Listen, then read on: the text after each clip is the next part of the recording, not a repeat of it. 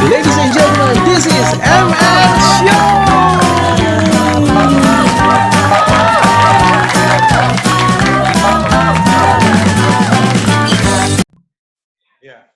Baik, selamat datang semuanya. Halo semuanya, selamat datang di Mr. Show, MR Show. Hari ini Pak Mario lagi OTW, lagi meeting, jadi saya buka dulu. Ntar dia langsung lanjut kembali. Thank you buat Pak Agus Salim, Ferdian, Fitri, Bu Katarina, Ibu Christine, Pak Yono, dan juga yang pakai iPhone siapa nih? Thank you udah ikutan. Hari ini bicaranya kita bahas ada seorang yang luar biasa. Ini sahabat saya juga nih. Biasa sering mengisi-ngisi di seminar-seminar, apalagi seminar digital marketing.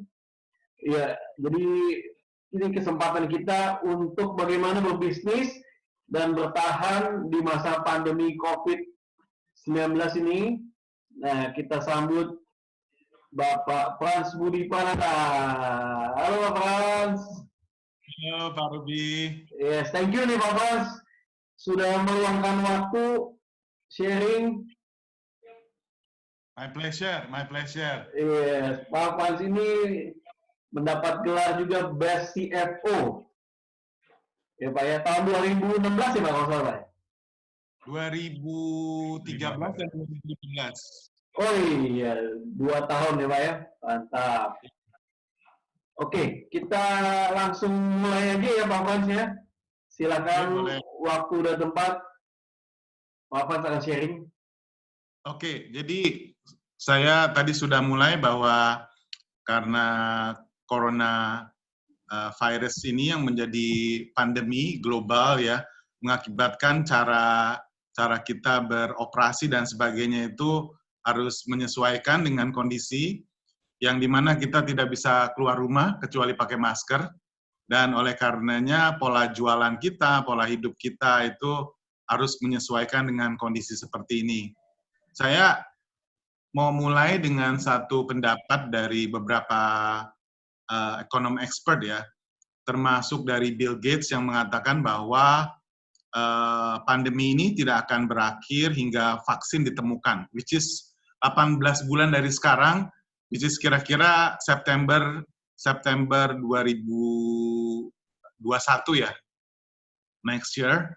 Dan juga kita dengar dari Ibu Sri Mulyani juga memprediksi bahwa di Indonesia perkirakan puncaknya itu baru sekitar Juli, which is akan mencapai 94.000 ya. Dan kalau Juli berarti perkiraan November itu baru akan reda ya. Jadi kita akan sampai 9 bulan ke depan mungkin akan di rumah aja, berbisnis di rumah dan aktif di rumah. Nah, saya ada satu slide yang saya mau share ya. Bisa ditampilkan tadi, coba. Oke. Slide-nya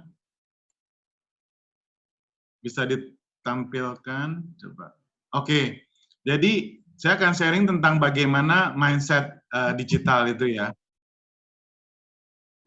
Ini kalau kita masuk ke slide berikutnya, itu di sini di chart ini itu nampak bahwa GDP dunia, datanya dari World Bank ya, GDP dunia dari tahun 60 sampai 2016, yang bar hijau sebelah kiri itu menunjukkan 10 triliun dolar. Jadi GDP dunia itu bertambah 10 triliun dolar sejak tahun 1960 sampai 1979, diperlukan waktu 19 tahun. Dan berikutnya mencapai 10 triliun dolar berikutnya itu butuh waktu 10 tahun. Di sini kita lihat, di situ ada IBM mainframe ya, ditemukan di sana. Lalu berikutnya perlu 6 tahun ya. Dan berikutnya lagi perlu 8 tahun. Percepatan ini karena ada namanya Shinkansen, kereta api cepat ya. Ada yang namanya budget airlines. Dan ada yang namanya satelit ya. Ini membuat pertumbuhan ekonomi itu menjadi bertumbuh 10 triliun dolar kurang dari 3 tahun, kurang dari 2 tahun, dan seterusnya. Sampai kalau kita lihat itu ada tahun 75 ada Microsoft, ya. Lalu tahun 76 ada Apple, ya kan. Lalu setelah itu juga ada, ya karena ditemukan smartphone, komputer, dan sebagainya, ini membuat percepatan dari GDP dunia ya, menjadi dari 8 tahun menjadi 3 tahun ya. Lalu juga ada Amazon ya. Amazon ini tahun 98 berdirinya. Ini perusahaan yang di dunia ini saat ini perusahaan yang memiliki 1 triliun dolar income itu hanya 2 ya. Yang pertama Amazon, yang kedua Apple. Dan kita lihat juga ada ditemukannya website ya, www itu tahun 96 ya. Dan kita lihat terjadi Asian Crisis di tahun 98 ya, Asian Crisis. Dan kita lihat lagi juga setelah itu tahun 2004 ada yang namanya Facebook, 2005 ada YouTube, 2006 ada Twitter ya. Lalu 2008 terjadilah American Crisis, kelihatan ekonomi kita drop ya. Lalu setelah itu 2010 ada namanya Instagram ya. Instagram ini di tahun 2010 pada saat Instagram itu berdiri ya, pada saat yang bersamaan Kodak, perusahaan fotografi yang terbesar, yang lebih yang nilainya itu puluhan bilion dolar, pada saat itu juga bangkrut ya. Dan setelah itu kita lihat terjadi Euro Crisis itu sekitar tahun 2015-2016 ya. Jadi rupanya namanya krisis kita udah terjadi 3 kali. Belum kalau kita lihat lagi Great Depression itu tahun 37 ya. Dan kalau kita perhatikan COVID 2020 ini akan namanya juga pandemi ya, COVID crisis. Ini yang dampaknya katanya itu beberapa kali lebih besar daripada 2008, daripada Euro crisis, dari American crisis, dari Asian crisis, ya dolar akan bisa mencapai 20.000 rupiah kalau worst condition ya. Jadi kalau kita perhatikan rupanya krisis itu bukan hanya sekali tapi terjadi hampir setiap 10 tahun sekali ya, itu terjadi. Dan even ini lebih cepat ya, baru 2015-2016 ada Euro crisis, sekarang 2020 sudah COVID-19 crisis. Jadi apa yang terjadi adalah era tahun sebelum 2000 disebut era ekonomi industri, lalu era setelah tahun 2000 adalah era ekonomi digital atau disebut zaman edan. Di sini adalah digital lifestyle. Kita semua dengan generasi millennials yang lebih dari 50% ya. Lalu juga tahun 2020, 1 Januari kita mulai yang namanya free trade, di mana setiap negara itu bebas menjual antar negara di ASEAN maupun di dunia, dan juga generasi milenial menjadi ciri khasnya. Lalu kalau kita lanjut lagi, apa bedanya era ekonomi industri dan era ekonomi digital? Itu industri adalah optimalisasi ya, di mana mencari peningkatan yang pasti dari sesuatu yang sudah diketahui. Contoh misalnya Sari Roti akan berusaha tahun berikutnya tumbuh 16% misalnya. Pertumbuhannya paling 30%, 40%, 10%, 20%. Tapi pada saat era ekonomi digital ini, contoh Zalora misalnya, itu harus bertumbuh di atas 250%, baru dianggap baik ya. Disebut ini era digital disebut inovasi lincah, yaitu mencetak kekayaan yang tidak pasti dari sesuatu yang belum diketahui. Kalau kita lihat Gojek, ya kan, kita nggak pernah membayangkan bahwa Gojek bisa sebesar itu. Kalau kita lihat Tokopedia, Bukalapak, itu juga sesuatu yang dulunya kita tidak pernah ketahui bahwa ternyata konsumen bisa langsung jual ke konsumen. Karena selama ini hanya bisnis to konsumen ya. Ini merubah mindset kita, merubah cara berbisnis kita. secara dramatis. Dan juga kita lihat kalau YouTube misalnya, itu era digital kan. Kalau kita lihat masa sebelumnya adalah TV ya kan, TV Hollywood ya. Tapi dengan adanya YouTube, masing-masing orang sekarang bisa jadi produser, bisa jadi YouTuber, bisa menjadi pembuat film. Jadi istilahnya konsumen to konsumen ya. Ini sangat merubah ya, sangat merubah cara berbisnis, lifestyle dan sebagainya. Termasuk Facebook. Facebook itu kalau di ini website. Dulu namanya website di mana bisnis bisa menjual produknya lewat website. Tapi dengan adanya Facebook, setiap orang sekarang bisa mempunyai website-nya lewat Facebook ya. Jadi konsumen to konsumen untuk sisi website yang digantikan dengan Facebook. Lalu kalau Twitter ya, Twitter itu menggantikan kayak detik.com, menggantikan berita ya, menggantikan ya berita lah, digantikan dengan Twitter. Makanya Twitter kadang kebakaran di Glodok itu bisa lebih cepat daripada detik.com kadang. Karena konsumen to konsumen ya, situ sih. Jadi intinya di era digital ini diperlukan yang namanya inovasi lincah, yaitu mencetak kekayaan yang tidak pasti dari sesuatu yang belum diketahui. Contoh misalnya, YouTube saat ini masih 2 dimensi. Ini masih ada opportunity kita bisa bikin menjadi 3 dimensi, sehingga orang nonton dengan kacamata 3 dimensi, TV 3 dimensi, maka kita bisa jalan-jalan kemana-mana seolah-olah kita real ya. Nah ini yang saya lihat the next future. The next future ini yang akan menjadi apa yang kita rasakan sekarang ini adalah transisi menuju new normal. Ya, apa yang kegelisahan kita saat ini sebenarnya adalah suatu kebaikan dari Tuhan sehingga kita akan transisi menuju era yang lebih dahsyat lagi digitalnya ya. Kalau kemarin kita udah terkejut-kejut dengan disruption yang Prof. Renal Kasali bilang Gojek mendisrupsi transportasi ya, tapi kita akan ada disrupsi yang lebih gila-gilaan lagi yang akan membuat kita bisa jalan-jalan secara 3D ya, apalagi sekarang nih kemarin Pak Marsudi ya, itu salah satu komisaris dari Telkom mengatakan bahwa mereka sudah siap dengan 5G.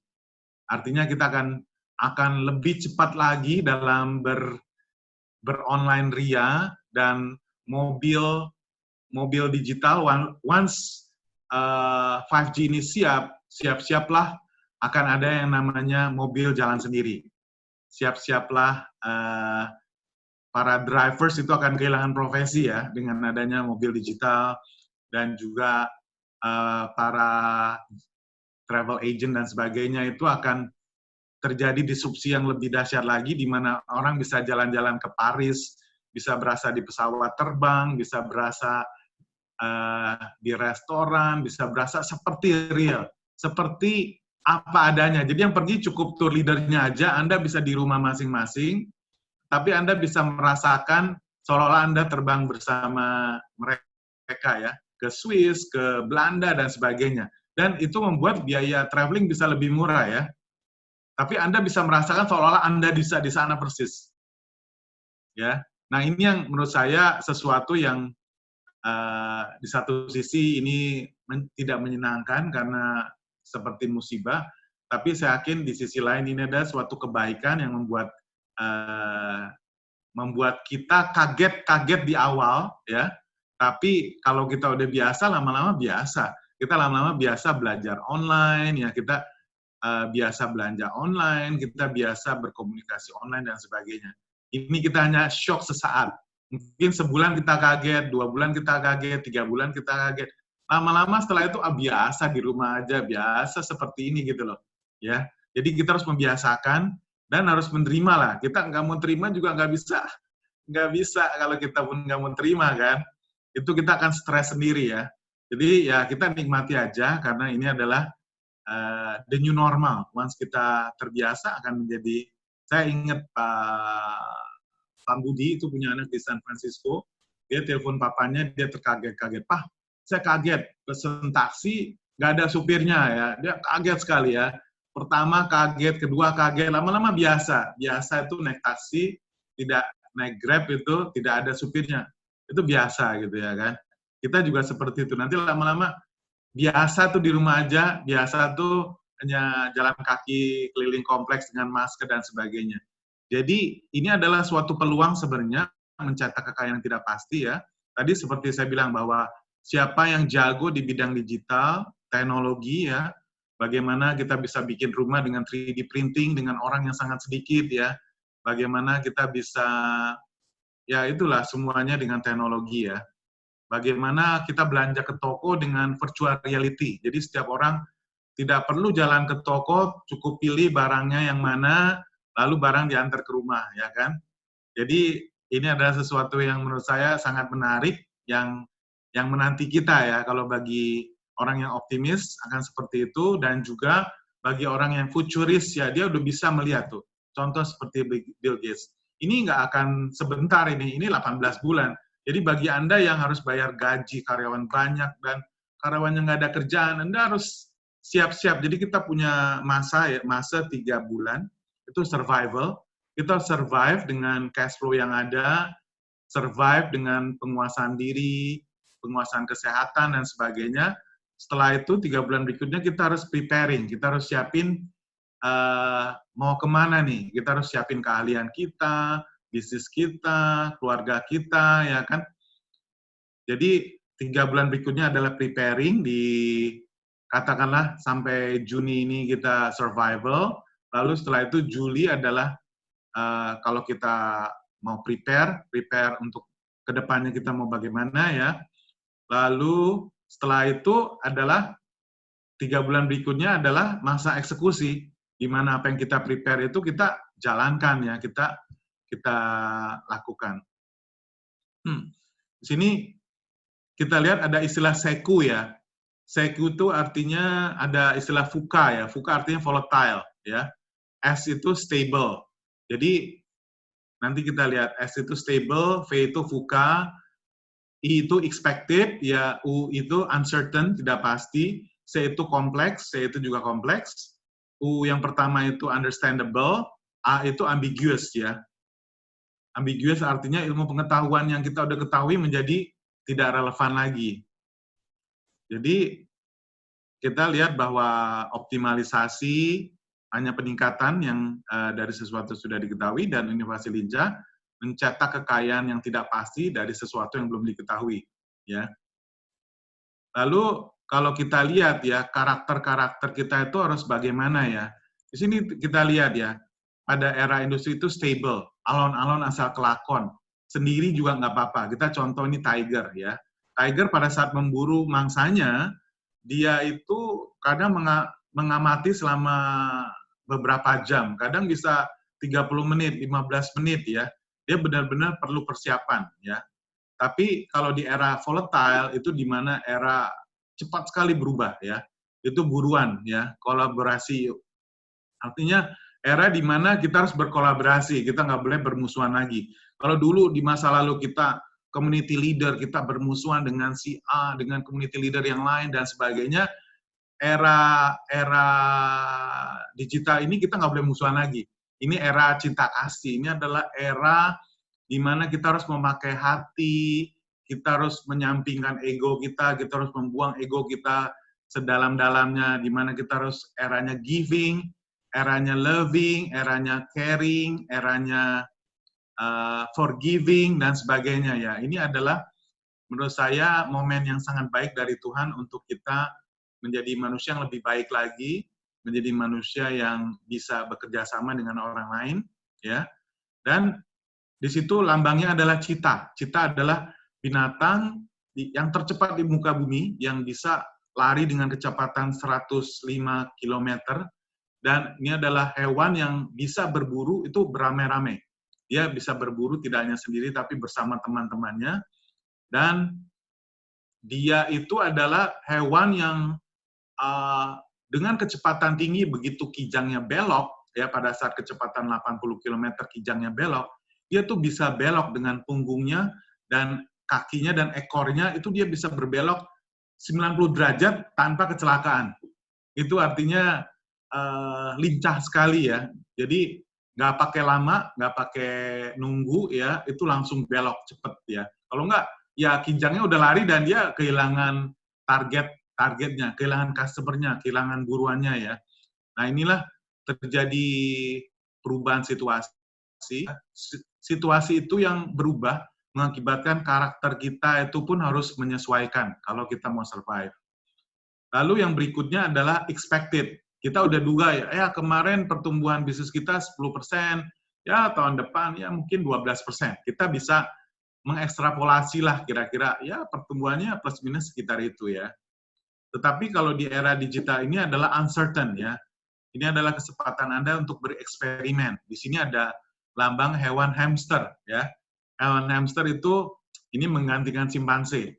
Hewan hamster ini hewan yang banyak dijadikan eksperimen oleh para dokter untuk percobaan ya. Jadi kalau kita tahu expected itu yang sebelah kiri itu gambar bajing ya, tupai ya. Tupai itu selalu bisa tahu kira-kira dia itu butuh buah kenari berapa banyak supaya dia bisa melewati musim dingin ini ya. Sehingga dia tahu apakah makanannya cukup apa enggak. Tetapi di masa yang sekarang ini kita nggak bisa seperti tupai. Karena situasi sangat tidak pasti, tidak certain ya. Apa yang hari ini belum tentu besok seperti itu. Makanya kita harus bisa bereksperimen ya. Saya ingat Zalora itu pernah bereksperimen membagikan voucher 10 juta voucher senilai 100.000 ke 10 juta pelanggan Telkomsel dan Indosat ya. Dalam satu hari dia bisa mendapatkan 25.000 new customer. Tapi tentu ada perhitungannya ya. Perhitungannya karena ternyata rata-rata customer Zalora itu belanja senilai 400.000, margin keuntungan dia 40%, jadi dia gross profit-nya 160.000 sekali belanja. Jadi waktu dia kasih voucher 100.000, dia untung apa rugi? Masih untung ya, karena rata-rata dari big data itu mengatakan orang belanja memberikan dia keuntungan 160.000. Jadi dia kasih 100.000 free itu no problem ya. Dan juga frekuensi orang belanja itu setahun 3 kali. Artinya setahun berarti dia 3 kali 160.000 berarti 480.000 ya. Belum lagi ya. Pak Frans, mohon maaf karena waktu kita di segmen 1 ini terbatas, sudah mau habis. Kita lanjut ke segmen 2 ya Pak Frans ya. Boleh. Teman-teman semuanya ya. Saya akan end dulu, kita lanjut setelah break yang satu ini. Thank you. Itu ilmunya mantap banget ya ilmunya. Ini keren banget. Teman-teman pastikan kita balik lagi ya. Ya. Oke, silakan Pak Frans. Oke, jadi tadi kita sudah bahas sampai expected ya. Jadi kita tadi bilang kalau tupai itu bisa perkirakan kenari berapa banyak yang dibutuhkan bisa melewati musim dingin ya kan.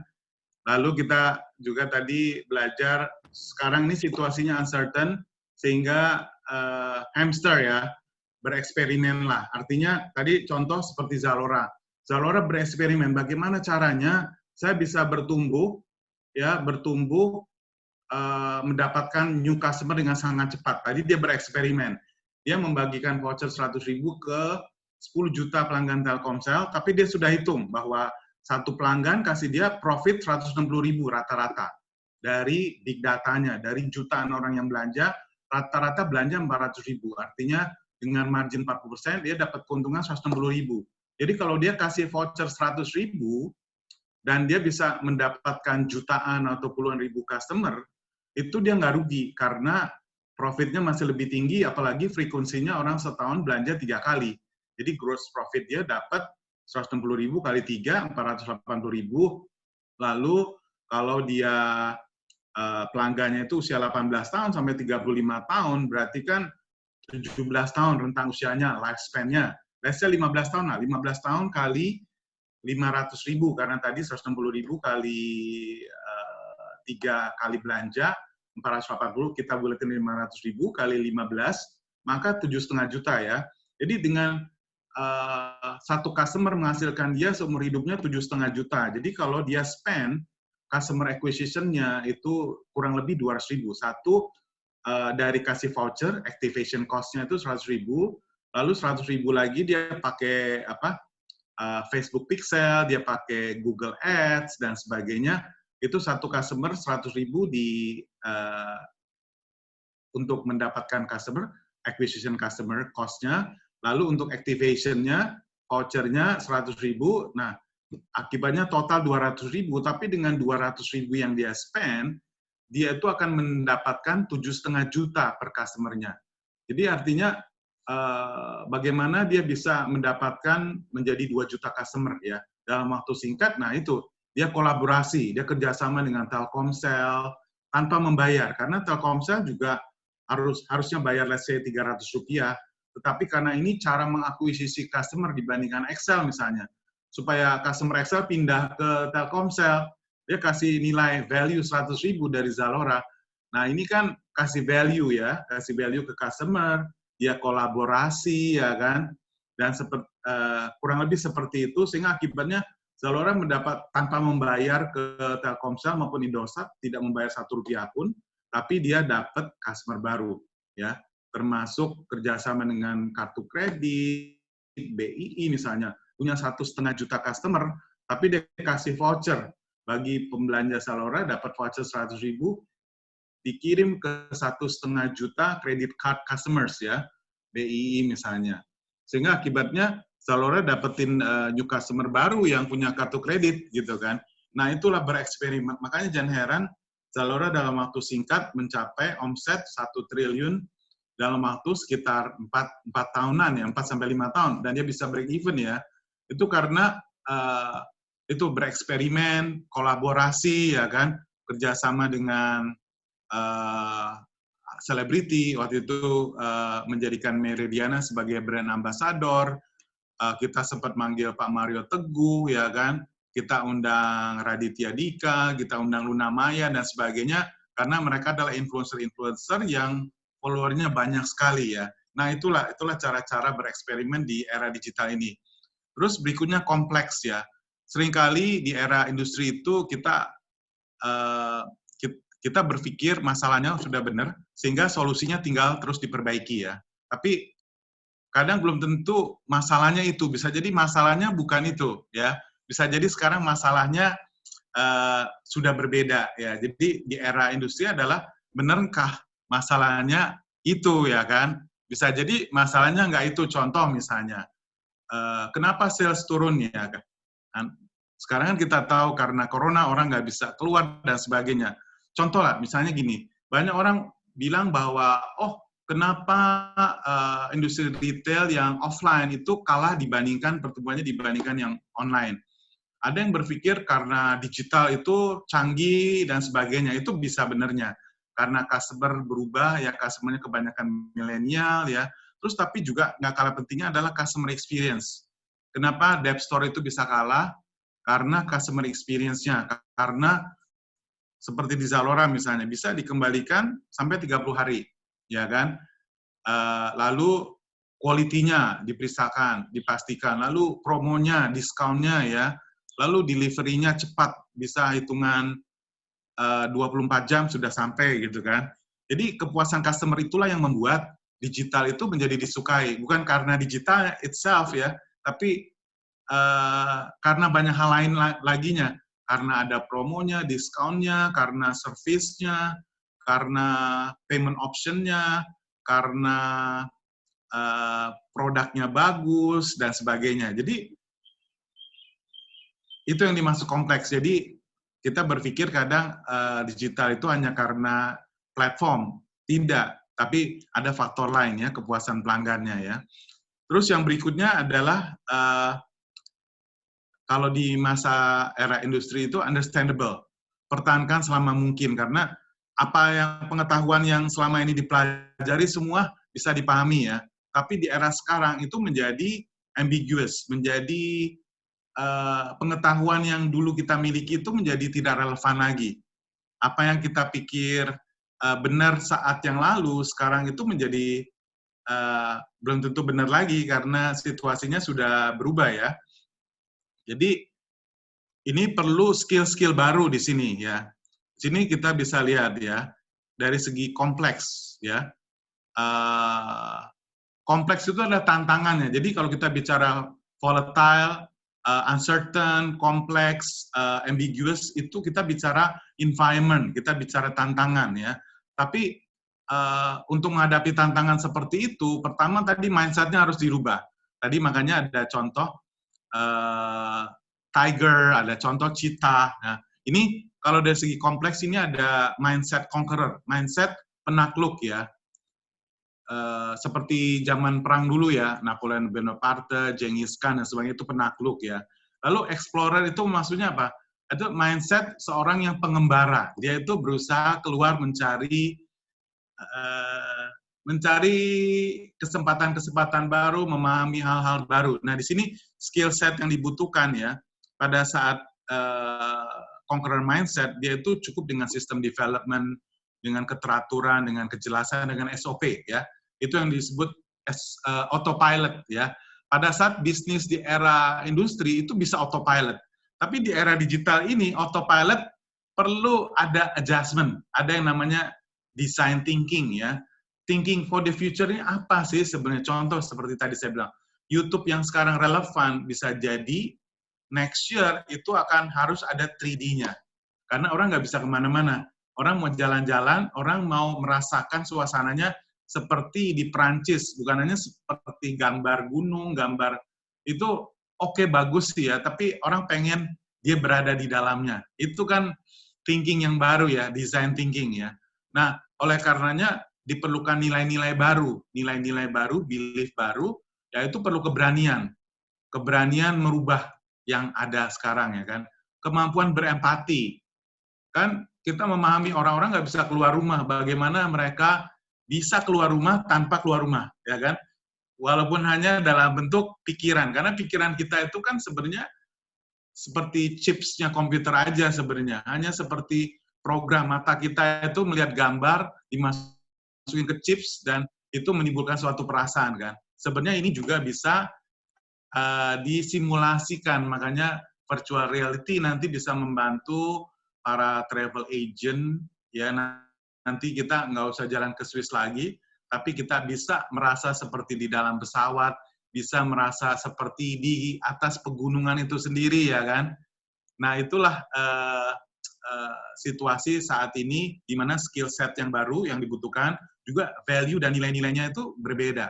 Kalau dulu Anda teratur, jelas itu oke, tapi sekarang perlu berani, perlu kemampuan berempati ya, empati terhadap kesulitan orang, ya, penderitaan seseorang dan sebagainya. Mungkin kalau kita bisa punya teknologi 3D, orang yang sakit pun kita bisa berada seolah-olah bersama dia. Walaupun dia di suatu ruangan, dia misalnya di New York, dia di rumah sakit, tapi dengan teknologi 3D, kamera dia dikasih handphone dan sebagainya, kita bisa seolah-olah berada bersama dia, di sampingnya, ya kan?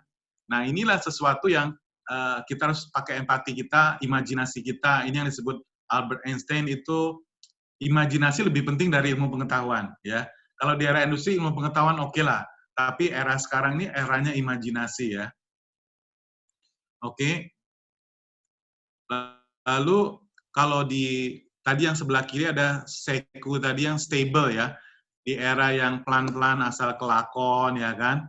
Itu skill set-nya akan berbeda dan value set-nya juga akan berbeda pada saat era digital. Pada saat era industri, itu people and process management. Kita perlu proses, perlu people management ya. Nilai-nilainya itu perlu kesabaran, konsistensi ya kan. Macan harus sabar sebelum memakan mangsanya. Karena dia harus ready dulu, baru dia terkam. Kadang dia lihat dulu sekelilingnya, apakah ada mangsa lain, atau ada gangguan, ada kompetitor, dan sebagainya. Ya, dia sabar, konsisten. Tapi di era yang volatile, ini perlu mindset seorang cheetah, seekor cheetah ya, di mana skill set-nya adalah agile organization. Organisasinya udah nggak bisa matriks lagi, organisasinya harus bisa matriks ya kan, organisasinya harus bisa tanpa hierarki, tanpa harus, wah atasan saya, CEO saya itu harus someone yang harus dihormati, someone yang harus diketuk pintunya baru saya bisa masuk ya kan. Ini agile itu harus setiap saat bisa berkomunikasi ya. Terus value-nya adalah kelincahan. Terus juga keikhlasan berkoalisi. Seringkali di banyak organisasi mereka itu punya kerajaan-kerajaan sendiri. Mereka tuh work in silos ya. Mereka bekerja sendiri-sendiri, tidak mau bekerja sama. Tetapi di era digital ini harus ikhlas berkoalisi tadi. Seperti yang saya bilang bahwa para pemimpin sekarang harus mencopotkan egonya. Kalau dulunya dia bermusuhan dengan leader-leader yang lain, dia harus sekarang mau memaafkan, mau berbaikan, mau bekerja sama, mau melupakan masa lalu, mulai baru ya kan. Seringkali ini adalah adalah era bekerja sama, eranya kolaborasi, eranya harus cepat. Jangan sampai kita jadi lambat karena wah kita bermusuhan dengan departemen lain, divisi lain, sehingga anak buah kita pun kalau mau ketemu harus ngumpet-ngumpet atau harus ketakutan, ya kan? Inilah era kita merubah mindset kita. Ini adalah eranya cinta kasih, eranya forgiveness, eranya giving, eranya bekerja sama. Lalu berikutnya ini dari segi expected ya. Tantangan kita itu di masa lalu segala sesuatunya bisa dipastikan, bisa diharapkan ya. Tapi di era sekarang tidak bisa dipastikan, unexpected ya. Skill set-nya pada saat era industri ini karakternya adalah squirrel ya. Policy enforcement, value-nya adalah kontinuitas ya kan. Kepercayaan terhadap data lampau, data masa lalu dipercaya, terus kelanjutan dari program-program yang lama ya. Tapi di era industri ini, di era digital ini, dengan situasi yang uncertain, perlu skill set, agile execution. Agile itu artinya cepat, tepat, dan mudah. Ya, cepat, tepat, dan mudah. Jangan sampai cepat, tepat, tapi nabrak. Contoh ada Kijang larinya cepat ya, cepat, mudah tapi nggak tepat, nabrak pohon, mati juga ya, dimakan sama citah ya kan. Jadi ini adalah harus cepat, tepat, dan mudah ya. Jadi nilai-nilainya apa? Harus pakai intuisi, harus pakai keingintahuan. Jadi kita tidak bisa nggak ingin tahu, misalnya contoh ya, empati maupun keinginan. Contoh, kenapa misalnya Pak William Wiguna kok diam-diam aja nih, saya keingintahuan nih Pak William, what's wrong? Bisa jadi beliau lagi apa gitu, lagi apa, bisa jadi. Nah itu di era agile ini kita harus menyapa tuh, siapa teman kita yang diam aja gitu ya. Kita harus menyapa dan mencari tahu, siapa tahu dia butuh bantuan kita, atau siapa tahu dia lagi lakukan sesuatu yang mungkin bisa kerjasama sama kita ya. Jadi ini adalah era di mana kita bisa eksekusi secara agile ya, secara cepat, tepat, dan mudah. Lalu berikutnya evolution mindset. Nah ini yang tadinya gambarnya gambar benteng ya, di mana kita hanya bertahan ya. Lalu era industri adalah accelerated evolution mindset. Mindsetnya itu bukan hanya evolusi tapi dipercepat. Jadi ibaratnya kalau main paintball itu harus menyerang ya. Kita yang mencari target kita ya kan. Di sini skill set yang dibutuhkan adalah business modeling. Jadi pada era ini adalah understandable tadi ya. Understandable kita pakai business model ya. Business modelnya offline misalnya atau offline dan online ya. Value set-nya adalah keberhati-hatian. Hati-hati pada saat pembayaran, pada saat semua harus ada dokumennya. Terus ketegasan ya, ketegasan soal prosesnya itu seperti apa ya kan. Ini semuanya jelas, seperti di bank jelas. Ambil formnya seperti ini, kasirnya di mana harus antri dan sebagainya itu jelas. Tetapi di era digital ini kita ada yang namanya idea meritocracy. Apa itu maksudnya? Kita sering lihat itu kalau di ruangan itu ada tulisan ya, rule number 1, the boss is right ya kan. Rule number 2, if the boss is wrong, see rule number 1, ya kan? Nah, seringkali itu autokrasi, jadi bos itu selalu benar. Tapi apa yang dimaksud idea meritocracy? Idea meritocracy itu adalah di dalam organisasi, siapapun idenya itu bisa jadi berharga. Karena mereka melihat dari sudut pandang sendiri. Seringkali bos hanya melihat dari atas, tapi yang di bawah belum tentu idenya salah, karena dia yang lebih mengetahui di bawah itu seperti apa. Makanya Pak Prasetya M. Brata pernah cerita bagaimana kok direkturnya, CEO-nya malah nanya, dia yang waktu itu masih office boy atau level staff gitu ya. Dan malah ternyata staff ini yang kasih idenya bagus-bagus pada saat bosnya pusing. Jadi maksudnya apa? Artinya setiap orang itu harus dihargai idenya tanpa memandang jubahnya, tanpa memandang jabatannya di apa. Karena sudut pandang seseorang itu bisa jadi yang di bawah lebih paham daripada yang di atas. Ini artinya kita menghargai ide seseorang ya. Value set-nya adalah harus keterus-terangan ya. Contoh misalnya, saat ini perusahaan nggak mampu bayar gaji atau hanya bisa bayar gaji 2 bulan ke depan. Ini perusahaan harus bilang ke seluruh karyawan, ini perusahaan cash flow-nya hanya cukup untuk 2 bulan ke depan. Kalau kalian jualannya hanya 10% daripada biasa kita jualan, kita nggak sanggup bayar gaji kalian. Kalian mau dibayar gajinya cuma 10% sesuai dengan penjualan. Jadi di sini atasan harus cerita kondisi perusahaan apa adanya, tanpa harus menutup-nutupi ya. Saya rasa karyawan itu akan lebih menerima atau empati pada saat perusahaan terbuka, transparan terhadap kondisi perusahaan, dan mereka pun akan mungkin tergerak untuk menolong ya. Jadi itu tadi, terus terangan, lalu harus berpikiran terbuka ya. Jangan sampai kita curigaan aja. Seringkali kita suka negative thinking. Wah, misalnya, Bro Ruby kok saya WA nggak jawab-jawab ya. Saya mulai curiga nih, jangan-jangan Bro Ruby marah sama saya atau apa, padahal belum tentu seperti itu ya. Itu hanya di pikiran kita. Kecuali kalau memang kita telepon dia, Bro Ruby, yuk nggak, ini jawab WA saya kenapa? Kecuali memang dia bilang, oh iya, dia ada masalah dan sebagainya. Jadi seringkali pikiran kita, kita perlu terbuka, perlu positif ya, tanpa rasa curiga ya. Nah, ini yang skill set yang dibutuhkan di era digital ini, sehingga kita bisa bergerak lebih cepat ya. Karena kalau semua orang saling tertutup, masalahnya kita nggak tahu masalahnya. Jadi seringkali solusinya jadi salah, karena setiap orang menyimpan masalahnya di laci masing-masing ya. Nah, inilah skill set yang harus berubah, value set-nya juga harus berubah ya.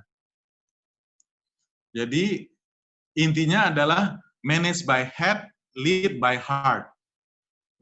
Memimpin, istilah memanage itu mengatur ya, mengatur dengan kepala, dengan logika, memimpin dengan hati ya, to build winning digital teams.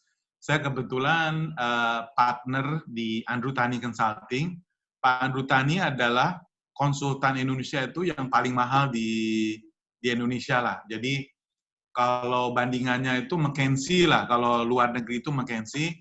Kalau lokal yang paling mahal adalah Pak Andrew Tani. Pak Andrew Tani ini yang membesarkan Astra dari $1 billion company tahun 90 menjadi $7 billion company dalam waktu 7 tahun, sampai tahun 96 ya. Jadi, nah ini ada satu video,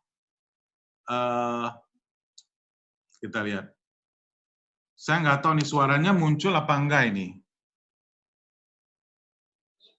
IQ, and LQ. The LQ is the Q of love, which I strongly believe that if you want to be successful, you should have the EQ and the IQ. But if you want to be respected, if you want to survive next 30 years, you should have teach our kids the Q of love, the Q of care the others. And this way, you can survive. Ya, jadi kita lihat ya, Jack Ma itu bilang bahwa di masa lalu IQ dan EQ cukup, ya. Tapi di masa sekarang untuk survive kita harus punya love quotient. Love quotient itu ada 5 ya. Kalau teman-teman pernah baca buku yang judulnya tentang 5 hal yang untuk meningkatkan 5 quotient ya. Itu pertama dalam bentuk perkataan yang meneguhkan, perkataan yang positif ya. Jadi pada saat era ini adalah kita tidak boleh berkata-kata negatif, artinya kita selalu yang positif. Perkataan yang meneguhkan, wah kamu hebat, kamu luar biasa, kamu pasti bisa, ayo maju dan sebagainya. Semua kata-kata positif ya, jangan keluarkan kata-kata beracun ya. Lalu yang kedua, hadiah. Kita bisa menunjukkan cinta kita itu dengan memberikan hadiah. Hadiah itu tidak mesti bisa berupa barang, bisa juga berupa pujian, bisa juga berupa sertifikat, penghargaan, bisa juga berupa tepukan di depan orang-orang Anda puji dan sebagainya ya. Lalu juga adalah, jadi ada 5 itu, tapi nanti slide-nya sendiri. Jadi perkataan yang meneguhkan, pemberian, terus saya lupa yang lainnya, tapi nanti saya bisa susulkan. Lalu, ini adalah 10 karakter seorang pemimpin tim digital, ya. Jadi, ibaratnya tuh suatu organisasi adalah suatu mata rantai. Di mana mata rantai, kekuatan suatu mata rantai, dia ada pada titik terlemah, ya. Di mana titik terlemah itu adalah kekuatan mata rantai. Mata rantai itu bisa putus di titik terlemahnya. Demikian juga organisasi, ya. Suatu organisasi itu mata rantainya adalah tim, ya. Jadi kalau kita merubah suatu organisasi, kita harus merubah dari tim leadernya dulu. Karena tim leadernya ini nanti yang berurusan dengan bawahannya. Jadi kalau kita mau merubah, makanya Pak Andrew Tani ini termasuk yang membenahi Pertamina, BNI, BRI, membantu BNI itu untuk digitalisasi the whole organization, ya. Ini konsepnya adalah manage by head, ya. Manage by head itu ada, teman-teman pasti tahu lah, ada planning, ada coordinating, ada instructing, ada evaluating, ada problem solving. Planning itu maksudnya merencanakan pekerjaan dan menetapkan sasaran dan standar individu. Jadi sebelum kita mulai pekerjaan, harus ditetapkan goals-nya dulu. Ibaratnya taksi, kalau kita cuma naik, nggak dikasih tahu tujuannya, itu pemborosan, ya. Karena seperti taksi hanya akan muter-muter di tempat. Nah, setelah itu ada namanya coordinating, ya, menetapkan sasaran dan standar tim, dan memonitor kinerja tim, ya. Lalu berikutnya instructing, ya, melaksanakan aktivitas yang terkoordinir dan memonitor kinerja individu. Jadi bukan hanya hasil timnya, tapi juga individunya dimonitor. Lalu evaluator, ya, mengevaluasi kinerja individu dan memberikan penghargaan kepada individu. Lalu berikutnya problem solving, memberikan pelatihan dan memecahkan masalah. Jadi jangan sampai pada saat bos ada masalah nih, malah kita biarin aja gitu loh. Justru kita harus turun, bantuin dia, kasih pelatihan dan sebagainya. Lalu lead by heart, ya. Lead by heart itu ini ada 5 peran nih. Jadi kita harus bisa sebagai inspirer, membangun dedikasi mereka.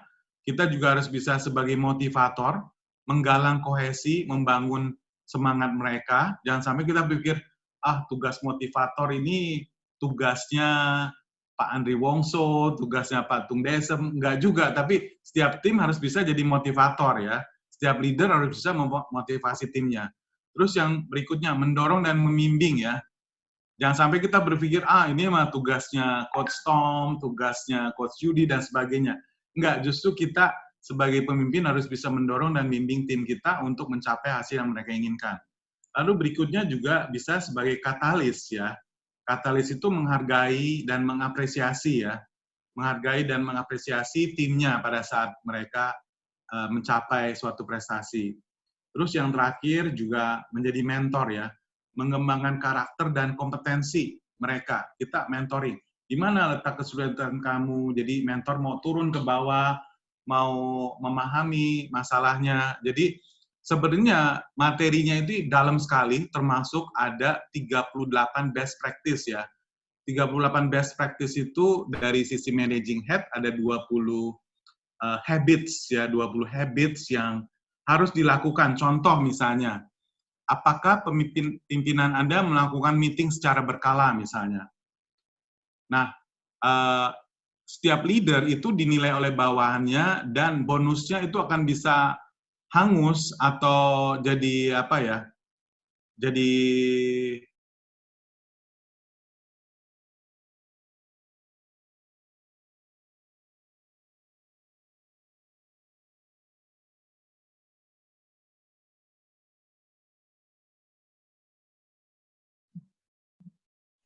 Halo Pak Frans.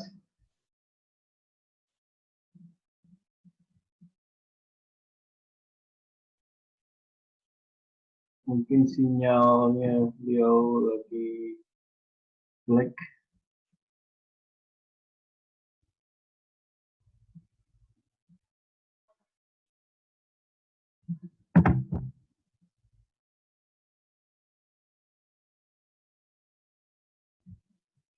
Halo Pak Frans. Wah, lockout.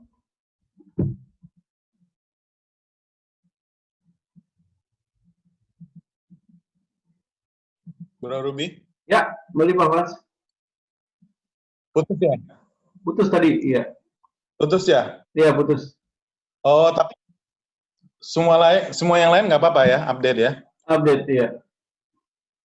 Oke, saya sebentar ya.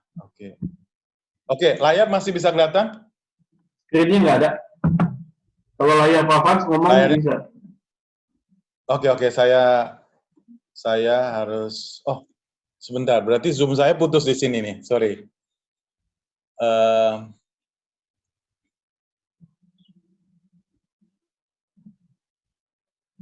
Zoom-nya itu sedikit lagi ya.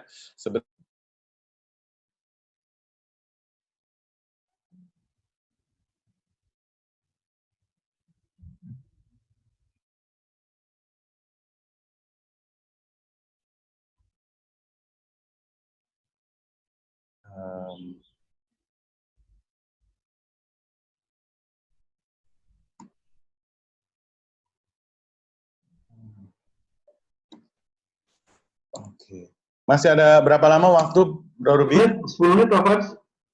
10 menit ya? Iya. Oke, tapi gini aja deh, mungkin karena koneksinya saya lagi putus nih sebentar. Kita buka pertanyaannya Pak Fans, gimana? Ya, mungkin kita buka pertanyaan ya. Oke. Baik, buat teman-teman yang mau bertanya, silakan.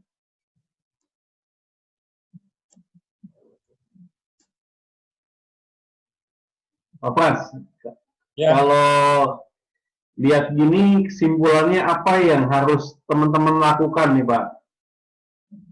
Ada yang sebagai pebisnis, atau sebagai mungkin usaha di bidang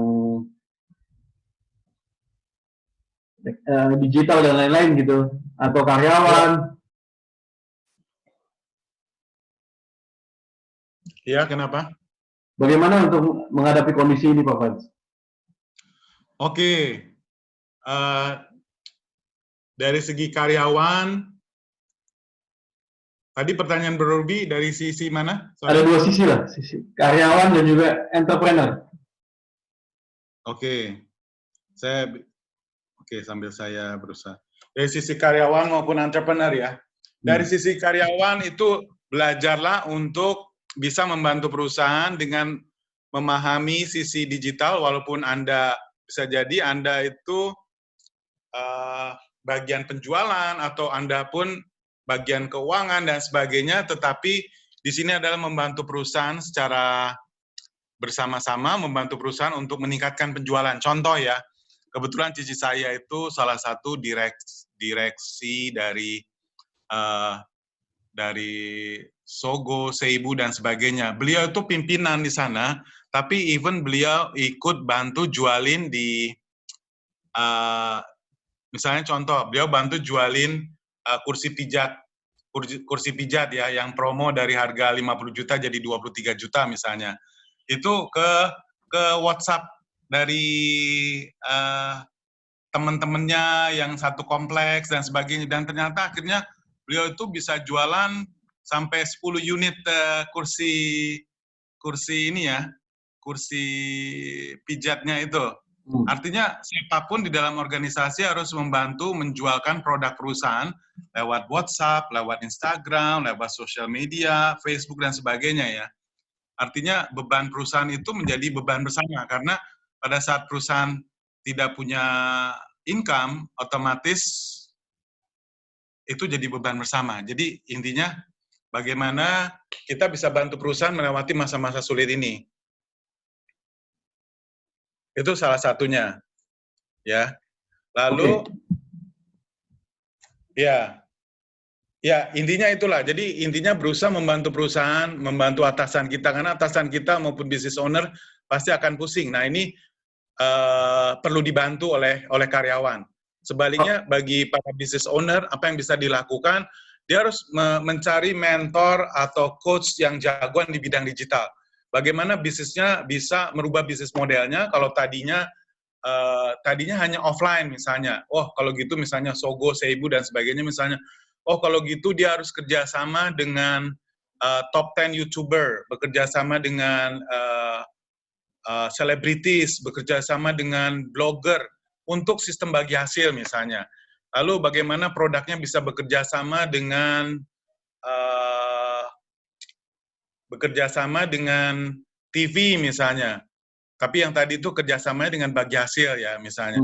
Jadi berusaha mencari pengetahuan baru, skill baru. Yang pertama tadi itu merubah mindset-nya, lalu berkolaborasi, lalu mencari mentor atau coach yang memang bisa membantu bukan hanya dari segi konsep, tapi juga ya? secara teknis ya, copywriting-nya harus bagaimana, videonya harus seperti mana, yang engagement-nya seperti apa, dan sebagainya.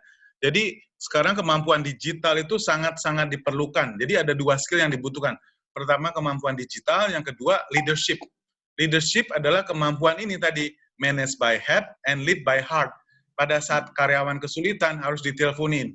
Satu persatu ya, kalau Anda punya anak buah ada 40 misalnya, kakak saya itu punya tim di bawahnya ada 40 orang, satu-satu diteleponin, kamu bagaimana, terus targetnya dan sebagainya ya. Jadi nggak hanya dilepas, pokoknya harus tercapai, tapi nggak pernah one to one. Nah ini kembali lagi tuh. Jadi seorang leader itu harus bisa menginspirasi, memotivasi, mengcoaching, mementor, ya bukan hanya kasih tugas, tapi daily itu bisa di follow up, bisa didekati gitu. Oke. Baik, ini pertanyaan dari Pak Agus Salim. Saat ini tools atau sistem digital marketing bagaimana yang paling efektif untuk meningkatkan bisnis atau penjualan, Pak? Oke, jadi tools-nya banyak yang gratisan ya. Contoh kayak Instagram. Instagram itu Pak Sugimitro salah satu jagoannya di Instagram. Bagaimana dengan Instagram, kita harus buat konten yang real ya. Real itu artinya yang relevan, yang emosional, yang memancing emosi seseorang, yang bikin orang nangis, bikin orang ketawa, gembira, dan sebagainya. Teman-teman pasti pernah ingat ya, ada satu perusahaan video kamera, dia bikin film pengemis yang setiap pagi pemilik toko buka tokonya, terus marah-marah, terus siremin dia ya. Sampai ketika pengemisnya lihat, oh ternyata ada perampok yang berusaha masuk dan sebagainya. Ini salah satu contoh bikin video yang menunjukkan Anda jualan produk, tapi Anda tidak jualan sebenarnya. Jadi sebenarnya Anda cukup memancing emosi pembeli Anda. Ya, jadi secara tidak langsung ya, jualan secara tidak langsung. Ada satu contoh lagi video yang sepatu ya, sepatu yang orangnya naik motor, tapi sepatunya itu dipakai bisa nyebrangin lautan. Itu juga yang nonton sampai 25 juta orang ya. Dia nggak jualan sepatu, tapi videonya itu di akhirnya itu ada promo tentang sepatunya ya, tentang tokonya, merek dia. Tapi dia dari awal sampai akhir, dia itu mancing emosi seseorang untuk, wow, hebat sekali ya, luar biasa, bisa surfing ya motornya. Nah, seperti itu. Jadi bagaimana jualan tapi nggak jualan. Ya kan? Jadi kalau bisa jangan jualan secara langsung. Kalau bisa berjualan tanpa jualan, itu yang paling bagus, memancing emosi seseorang yang relevan ya, seperti itu. Jadi kasih value dulu lah. Kasih value dulu baru. Jadi intinya harus membuat dikenal, disukai, dipercayai, baru dibeli ya. Jadi jangan harap Anda dibeli oleh orang yang tidak kenal Anda. Atau orang yang tidak suka Anda itu nggak akan pernah beli barang Anda, walaupun murah. Ya kan? Kayak gitu. Jadi harus membangun hubungan dulu ya. Sales is about relationship. Terakhir Pak Wan, Pak Fazli terakhir. Ada Fitri, 101 ke bawah, apakah harus follow up tiap hari? Dan kategori apa saja harus tanyakan untuk kestabilan orang-orang di bawah? Waktu kita tinggal 1 menit 30 detik. Ya, intinya harus by phone. Kalau saat ini kan nggak bisa ketemuan ya, karena nggak bisa ketemu by phone atau by video. Betul punya empati terhadap anak buahnya. Kamu bagaimana sehat, cash flow, dan sebagainya. Itu betul-betul nunjukin empati sebelum nanya kerjaan. Jadi, jangan sampai, wah nih bos nelpon nanya kerjaan aja nih, tapi nggak pernah peduli nih gue makan apa nggak makan ya. Kalau perlu tunjukin bahwa Anda itu peduli sama anak buah tersebut ya, baru anak buah akan peduli banget, mati pun dia berani buat bosnya ya. Ya. Oke, baik, thank you so much Pak Frans, Budi Pratata sudah berbagi, thank you. Kalau teman-teman ada ingin pertanyaan bisa japri sama Pak Frans. Ya. Pak Frans ada juga Instagramnya ya Pak. Ya, Budi X Zalora. X Zalora, asik. Budi pakai X Zalora ya. Zalora, make sure ya. Instagram Anda jangan. Dan juga Pak Frans ada di grup WA, teman-teman bisa kontakkan kalau mau nanya lebih lanjut bisa japri. Sekali lagi thank you so much Pak Frans sudah berbagi di Mr. Show, dan juga terima kasih buat teman-teman yang sudah ikutan acara kali ini. Yes, sampai jumpa di besok ya. Ya. Sampai jumpa besok. Kita ada stress management